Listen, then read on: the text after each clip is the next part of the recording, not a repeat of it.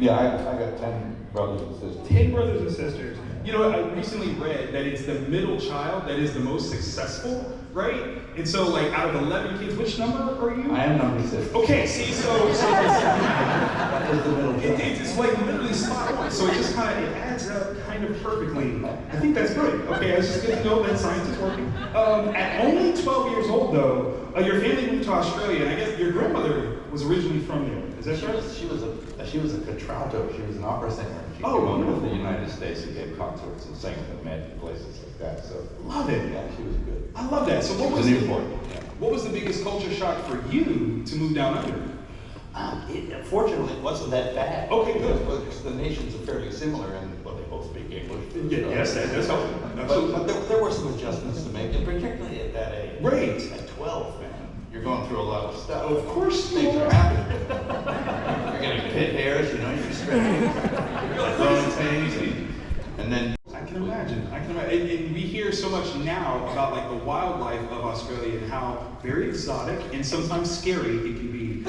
As a young one, were you at all nervous about like the huntsman spiders just showing up in your bathroom? Did that ever happen to you? Oh, I saw big spiders like as big as your hand. Yes, But, you like, know. That happens. But no, there's other spiders that are worse, but they're What? smaller. Yeah, and they, yeah, that's one of those things. Yeah, they used to, and they lived around the North Shore in Sydney.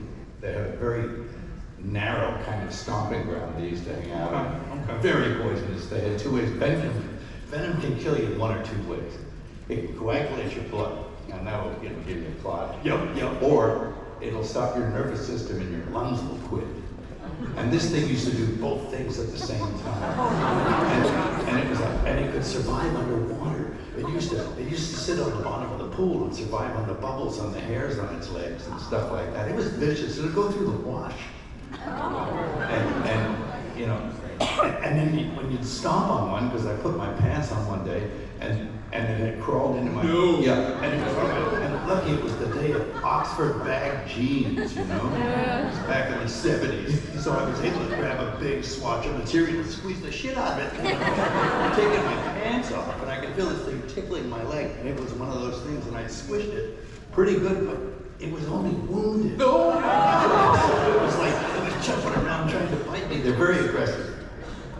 Very aggressive. Okay. There used to be 5 or 6 deaths a year with these things until they found an antivenin, which was late in the game. I can see my window of visiting Australia just closing. Yeah. There's no way. There's no They way. have some impressive snakes too. See? Okay, we were stuck with the spiders. I was already saying no, but now you want to bring the snakes? No, I'm gonna stay up here. It's cool. It's cool. Okay, so like Superman does for the U.S., I think Mad Max qualifies as a cultural icon for Australia.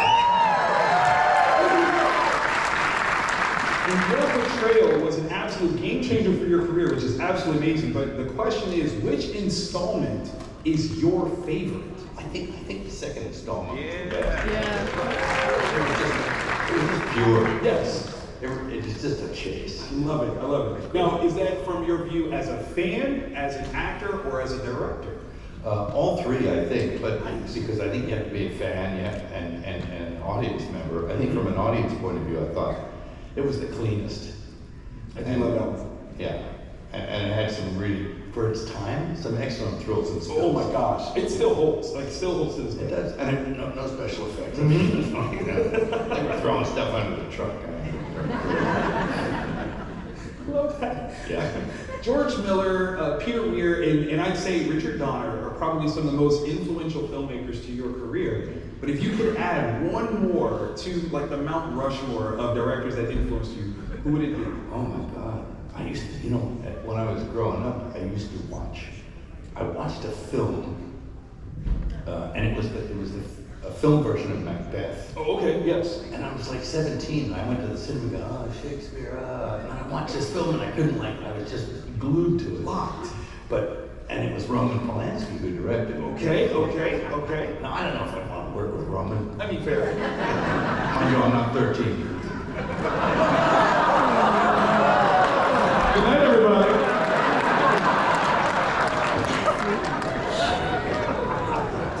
But I'm bummed. But that was a masterful job. Of course, And of there's course. no denying, he's a great director like Chinatown and stuff like that. He's absolutely great. So, you know, guys of that ilk I didn't work with. Guys like Sidney Lumet. Oh my gosh, yes. Some of the films he made were amazing. Brilliant, absolutely brilliant. True film, like, you had to be a fan of film to understand what they're doing. Yes. This is so great. Yes. And I just remember catching an old black and white movie on TV one time, and I was like, I started watching it, and I got sucked into it, and it was long. I love it. And it was Sean Connery was in it, but he wasn't being James Bond. Okay. He was doing something. He was this military guy in his prison. And it was this film called The Hill. You ever see that film? Okay, so wait, now I have to ask, was it called The Hill in another country? Because we have a film with Sean where he's in prison called The Rock, but not The Hill. No, this was The Hill. Okay, all right. He was way younger. This was like, that's awesome. This was like in the late 60s. I have not seen it. Okay, wait, has anyone else seen this movie, The Hill? You've seen it? Okay, so I'm coming over to your house. We're gonna watch this later. I mean, that's like Sidney Lumet, right? And then he did stuff like Serpico and Dog Day Afternoon, Yes. and like great movies from the 70s, you know. He was amazing, very prolific, but I never got to work with him, you know. So, In somewhere in the multiverse, there is a version of you that's gotten to do that. So we're just gonna hold it. Sure. Yes. In the brilliant action thriller Conspiracy Theory, you cannot help but feel for Jerry in all of his compulsive antics, especially his need to buy copies of Catcher in the Rye. Have you ever read Catcher in the Rye? I did. Yeah, I read it in high school. Did everyone? Yeah. We were all It's a great supposed book, to. right? We were supposed to. Yes. So what happened was I got out of that assignment. That was so bad. It's so bad. But how relevant do you think its message is today? The book? Or Yes. The book. Oh, I think it's a wonderful message. It's about this kid that's having a nervous breakdown. Yes. And he's really lovable. It's the way he expresses himself. Of course. His observations on life. And I think he's like 15 or something. I can't remember how old he is. 16. About 15 or so. Old Yes. coffee. That was Yes. it, right? And he's going through this terrible time. And it's just kind of heartrending. And at the same time, it's kind of funny because these descriptions of stuff, of like watching this kid that can't stand picking his pimples and eating a sandwich and making him sick when he We all know that kid, don't we? Or some of his teachers with like the old guy with white hairs and a bumping chest and all this kind of, you know, it's like, it's very good. I mean, Salinger, was that the name of it? Yeah. Brilliant. Brilliant writer. And you know, he took it on this little journey that was pretty funny and at the end perfect. Absolutely. And I really loved it. Love it, I love it. I've actually always kind of been scared to buy a copy of that book because of Conspiracy Theory. So it's your fault. Thank you. I will read it now. Oh, you gotta read it. As a storyteller, though, how do movies with war as a backdrop, like Gallipoli or The Patriot, When We Were Soldiers, why do they make great vehicles to tell stories about the people in the battles and not just about the battles themselves? Yeah, I mean, if you take ordinary men like you, me, everybody, and you put them in extraordinary situations, and then you witness how they react, and people will react in different ways. There are certain people who react in exemplary fashion that you want to emulate, and they inspire you. And these are the stories that lift us. And I think, so that's a perfect backdrop for people with like serious conflict. Absolutely. I mean, someone's trying to kill you, Right? And that's that. And you know, of course, I love war films. Like Braveheart was a war film. Come on, he said it. Freedom! Special word of the day. Like that's, yes. But Apocalypto is another great one. yeah. You don't have to just yell out his filmography. You're not wrong, but I'm just saying. I don't remember any of those. No, I mean, but like seriously, a movie like Braveheart, you put William Wallace into the consciousness of a lot of people, and we wouldn't have known who he was or what he stood for, and it was super important. And he was kind of a footnote in history. Right. But he was real, and he was a revolutionary. Absolutely. And you know, he was striving to he almost pulled it off too. Oh my God. So very close. He almost did it, but you know, hey, things happen. History is the way that thing goes. It's like Tecumseh, you know that. Exactly. That He was like right there, and yeah. you're like, Yeah. just missed it. Just missed it. Just missed it. Brett Maverick has a number of uncanny skills. Yes. He's a quick shot, Yes. charismatic, and clever as all get out. but his most amazing talent is his belief that he can conjure a playing card just by thinking about it. Have you actually ever tried to do that in a game? Yeah. It doesn't work. I remember I heard this voice one time that says, "Take all your savings out of the bank and go to Vegas." I thought,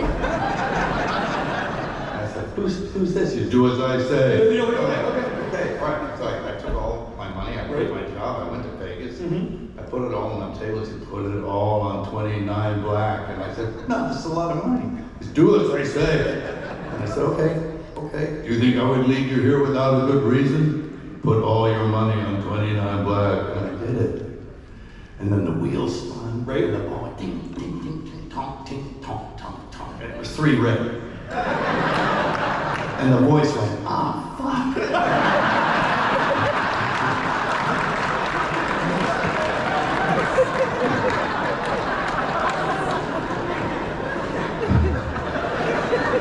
And that's the plot of the upcoming movie, The Passion of the Chips.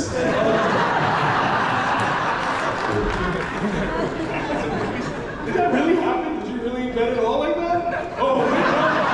See how good of an actor he is? I believe him! It's locked in! Oh man! Okay, alright. I gambled once young, and I lost a lot of money. Yes. In the Philippines, and I walked down onto the street, and there were people in the alley with no legs and like begging for money and stuff, and I didn't have anything to give them, and I felt like a real chump. And I said, I'm never going to gamble like that again. I would have done better to walk down the street and just get away, but I didn't do that. I lost it in gambling, so I never gamble big anymore. That's a brilliant. I might get like $500. Yeah. No, make some noise for that, y'all. No, that's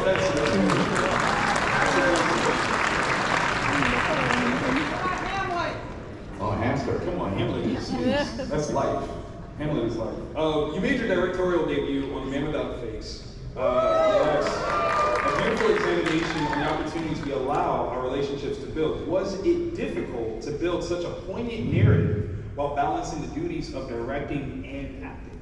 Yeah, that was a toe in the water for me. I didn't know a lot. I realized how much I didn't know. Fair. And it was, wow, what a wake-up call.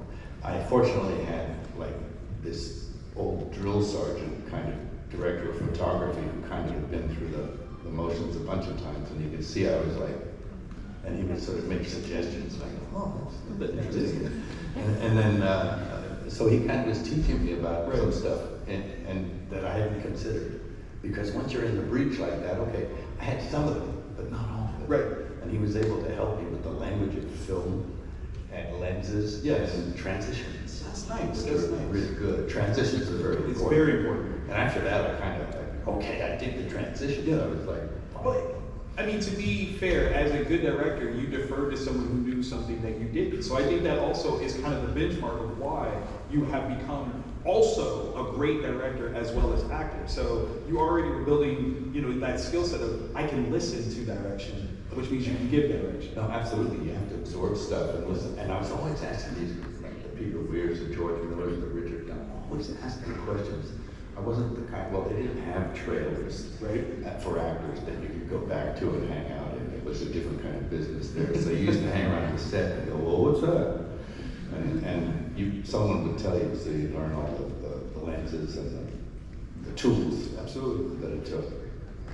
Everything stops, light, everything. So pretty interesting. I love the hands-on learning. I think that's one of the things that is, anyone that's a creative, it's easy to kind of go, well, I guess I got to go to school in order to learn. But sometimes doing it is the more powerful teacher than anything. So, Especially if you fail. Absolutely. Do we have any aspiring filmmakers or actors in the room? Okay, I heard the word. Do it. Just do it. Just Absolutely. go out there, get your hands on it. As much as I love when you play the hero, and I do, you're wonderfully diabolical as a bad guy. We'll put that in quotations. What's been your favorite character? What was that? Expendable 3. You're not wrong. What's been your favorite character to play whose moral compass might be a little loose? I found this on the web. Moral compass loose. They're all kind of loose. I mean, just a little. But I mean, like, so payback. I mean, there was a very strong standing. Like, you were owed $70,000. Like, that's just what it is. Well, he was a career criminal. He was kind of mildly sociopathic. A little. Yeah. But he was a good dude. Like, I mean, he's stealing money off beggars in the street in the first reel and stuff. well, I mean, he was just trying to get back on his feet. Like, listen, if he was going to see that guy again, he was going to give him his money back. I believe in that. That's my story. I'm sticking to it. But like, do you have a favorite like bad guy character that you played? I think it was that guy because he was so, you kind of, the challenge with him was to make him kind of the hero of the film, but absolutely kind of morally reprehensible in some ways. I mean, just kind of unyielding. Yes, yes. So it was kind of, and there was, I wrote the script with a guy called Brian Hilton, so it was. Thanks most of Brian, for sure. Yeah, it was a combo of like finding that kind of fine line of humor, and at the same time kind of off. Like something, he just shot that guy in the face. I mean, he did. That dude deserved it. Okay, like let's be honest, we didn't like him anyway. Yeah, he was a bad guy. He was a worse bad guy. Sure. He was awful. Sure. The best of the bad guys. Yeah. Getting to work with some stellar actors now, like Lucy Liu or Maria Bella, like, what was it like on set? Was the vibe just that much fun? Did you guys kind of like commingle in order to kind of like create that vibe, or did you kind of separate? No, it was a real team. Everybody was like playing Scrabble and poker and stuff like that, you know. So it was there was a lot of competition behind the scenes. We got to know each other that way. We're pretty friendly. Yeah. I love it. Yeah.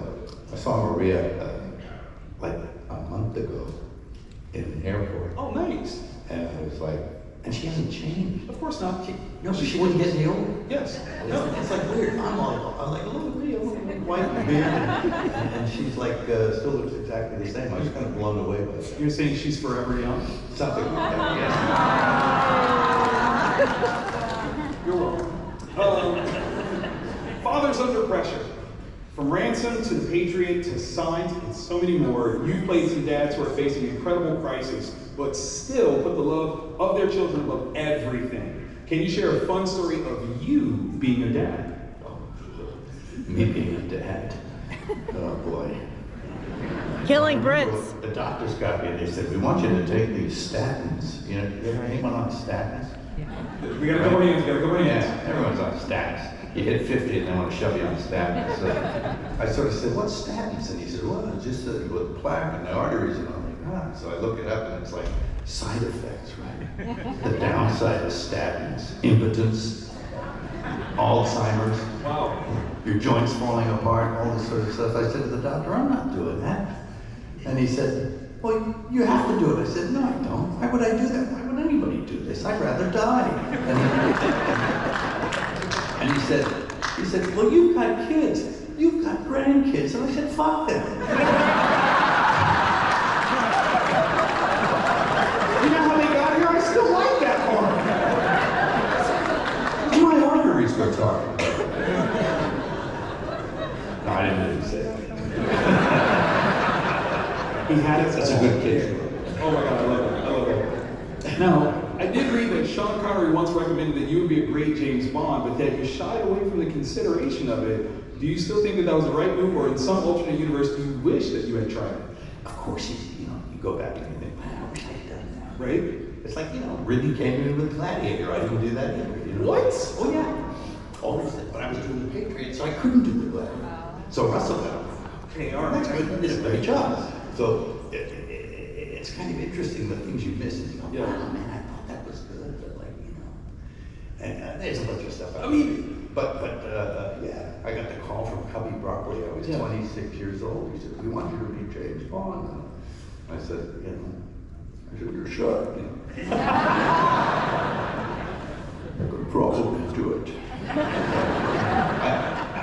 But then I thought to myself, hang on, I'm 26 years old, and I just remember that Sean could never escape that character. It was always James Bond. He finally did. Yes.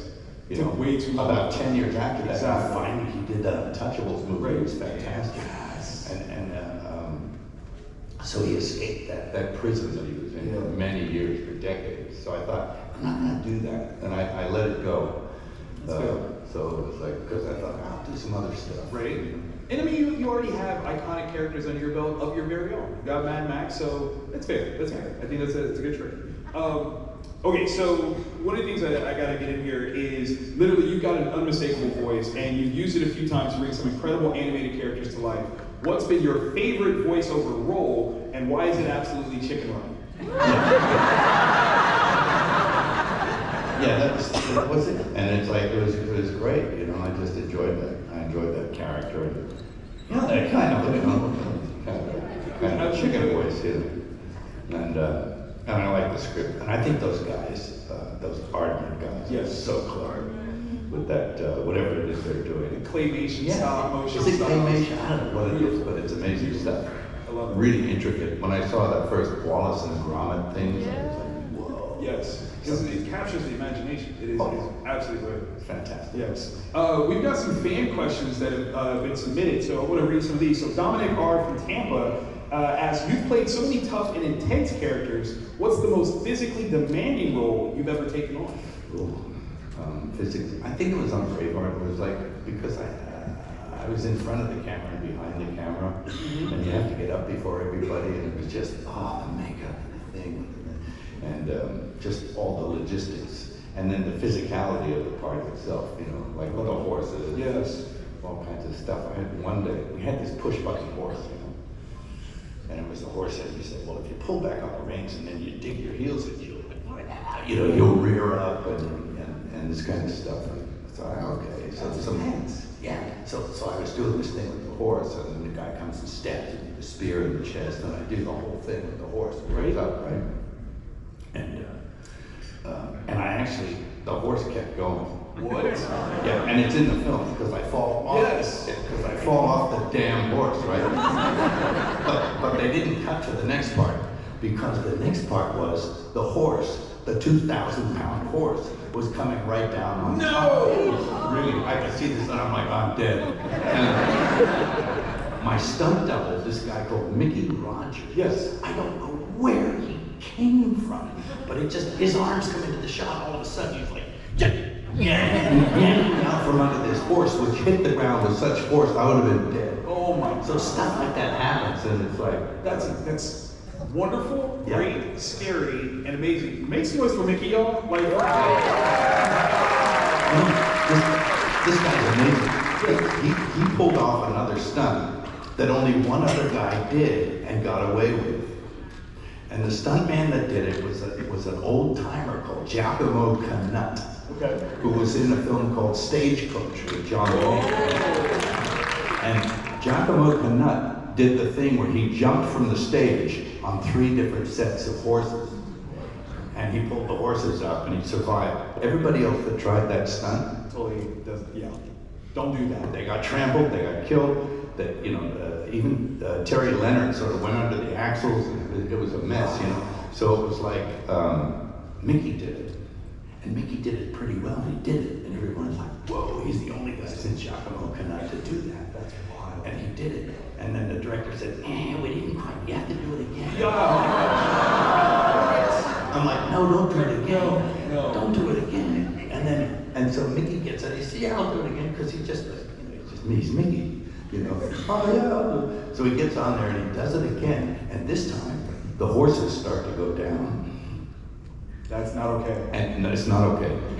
And their noses are in the dirt. And he's like, I could see him, and he grabs the collars and he yanks it. He almost yanked. He did what he did to me, right? He yanked the horses. It was just enough for these horses to get their feet under them again. Right. And that's the tape that's in the film. Oh my God. It matters. Make some You watch noise it. again for Mikey. The horse flipping, like that's incredible. Yeah. So, like, I was proud of him when he did that. Yeah. That was a near crash, and it was real exciting because it looked like he was going down. Absolutely. Oh my gosh. Okay. So being on film set is dangerous. Gotcha.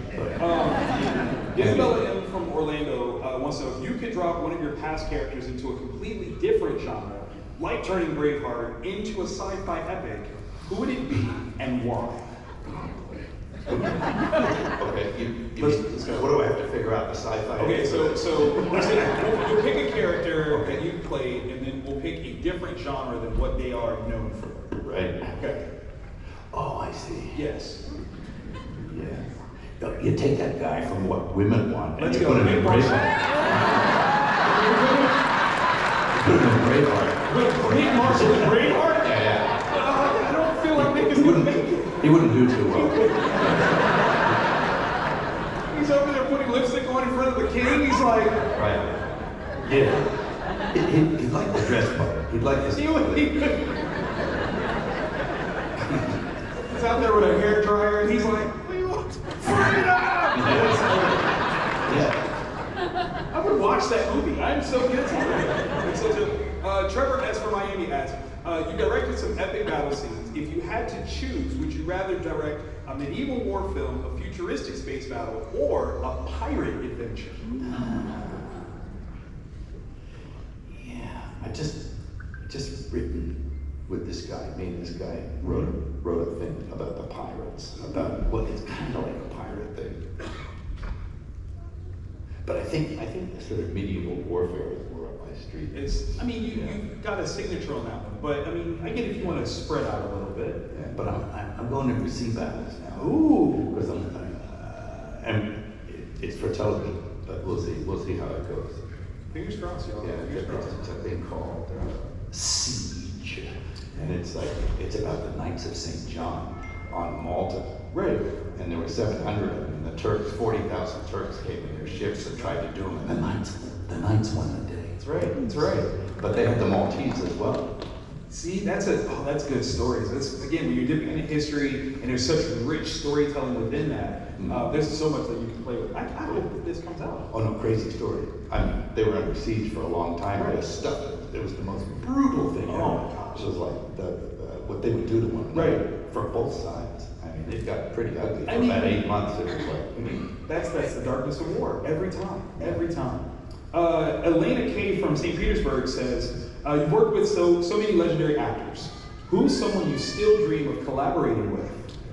I think I got on pretty well with everybody. I think you absolutely have. I mean, but is there anyone that's maybe an up-and-comer that you're like, you know what, I see something, and I would like to do something with Oh them? man, there's so many young, talented people now, and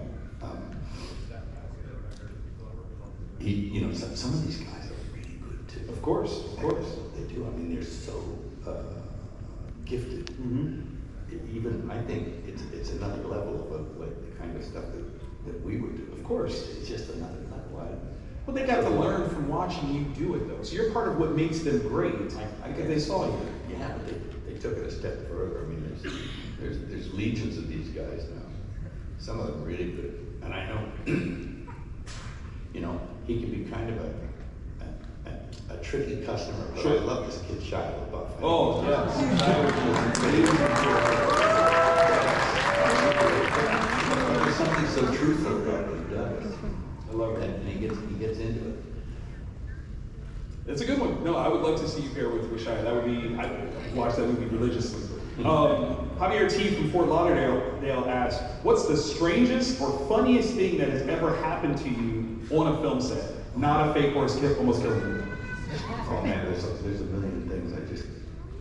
I have to think about that. I get that. Because it's like there have been some really weird things happen. Were you ever a prankster on set? Were you Of ever? course, yeah. Okay, all right. Was there ever a particular prank that you pulled that was especially juicy and good? There was a great pardon? Lethal Weapon, there was one? They were fun, but that Donner was the worst prankster. What? The director was Play without the balancing act of Roger Murtaugh. No, not nearly as funny, because Roger was kind of, he had to have that to sort of bounce off.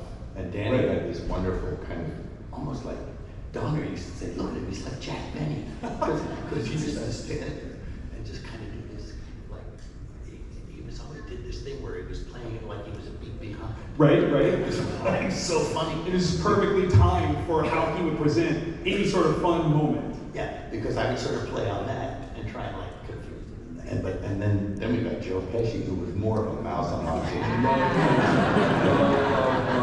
Love. And Pesci was like, Me and Leo gets like amazing, absolutely amazing. he used to come up with his own routines. But like on set?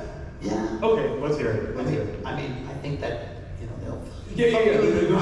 I think that's. He just made that up. I think so. That is insane. You know what?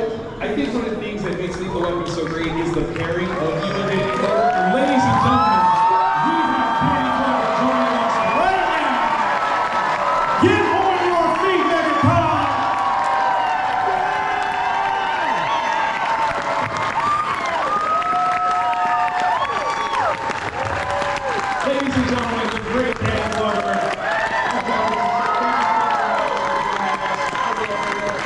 pleasure, a true honor. Ladies and gentlemen, we're gonna get some quick pictures now with these two guys.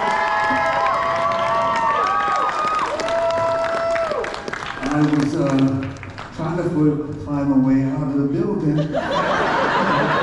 Here, meet somebody named Mel Gibson. I said, let me get a chance to meet him and say hello to him, man. But it seems he's doing well here. He's doing all right. He's doing all right. Well, we're so glad that you came to join us. Thank you for coming to say hello. We thoroughly appreciate you coming out to see all of us today. One more time. Thank you so very much. Oh my God. Listen, I hate to end it on that because I want